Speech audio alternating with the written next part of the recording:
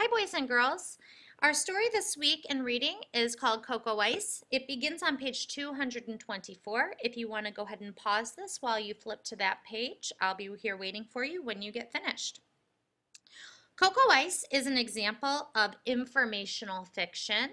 And in informational fiction, we read a story that explains a topic using characters and events that are not real.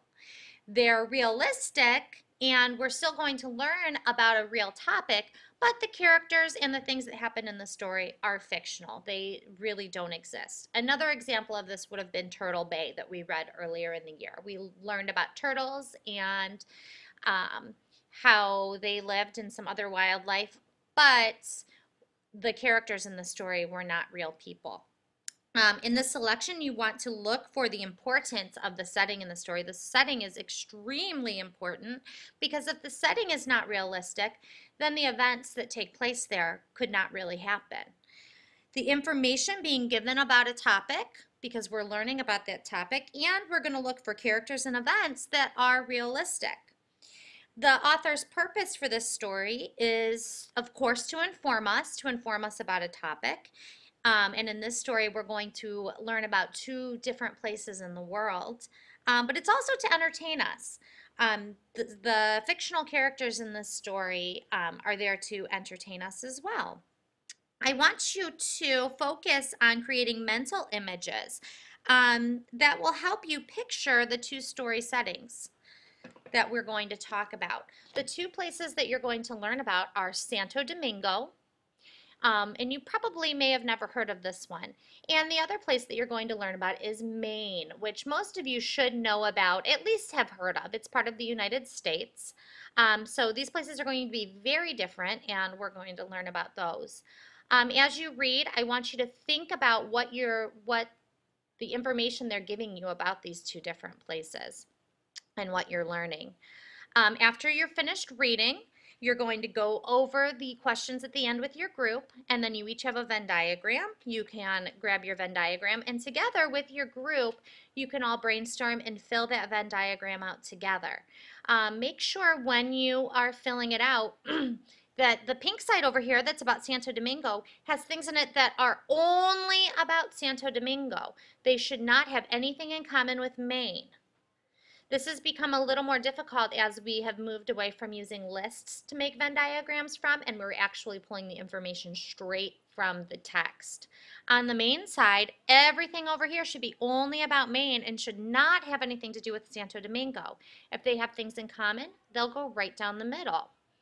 You're going to fill this out with your group, like I said, and once you are finished, then you can restart this video and we'll go through it together. I'm going to start you out with one example that should be a pretty easy one for you to find. You can already go ahead and fill this out on your Venn diagram and then get started. I'm sorry, actually go ahead and pause this. Once you're finished reading and talking about the questions, come back and I'll give you the next information. Okay, now that you're done reading the story and discussing it, you're going to get your Venn diagrams and you and your group are going to fill this out together. I'm going to go ahead and give you one example, and this should be something that you picked up very quickly on your Venn diagram about these two different places. In Santo Domingo, one thing that Santo Domingo does not have in common with Maine is that they have very warm weather.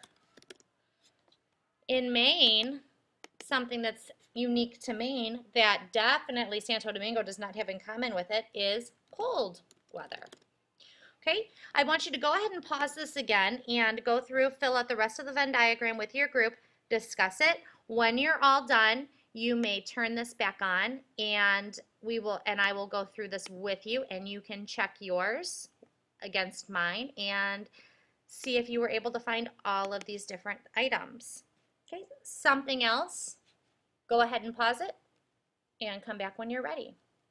Okay, something else that Santo Domingo is unique for is the cacao trees. They certainly do not have those in Maine. Another thing is the conch shells. People cook outside. Oops. People cook outside in Santo Domingo. Let me make this a little smaller so we can fit all of our information.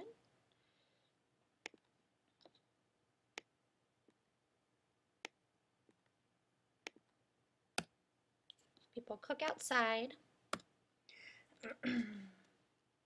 They use canoes to travel. They trade coconuts, chocolate, and bananas. Okay. All right. In Maine, some other things that Maine does not have in common would be they have pine trees. We didn't find those when we were in Santo Domingo in the cocoa part. Their trees are bare in the winter.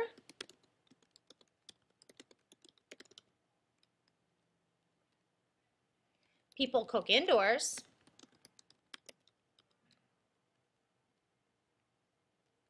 They use wagons. And they trade ice for goods. Okay. The things that they have in common that we found. They both trade goods. Whoops, let me make this a little smaller so we can fit it in. They both trade goods with faraway places. And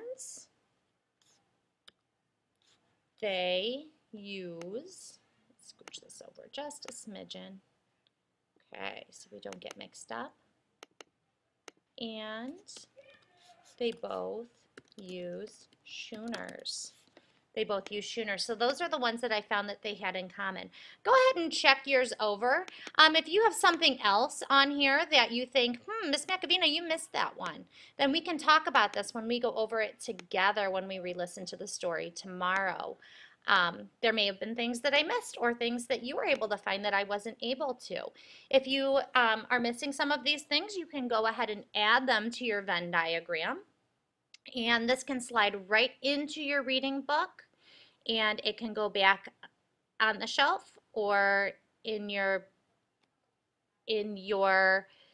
desk. And if you're in my morning class, you may work on your lit circle pages if you're all set until we move on. If you're in my afternoon class, you may do a R at your seat, or you may choose a file folder game to play quietly at your seat while I work with the other group. Thank you.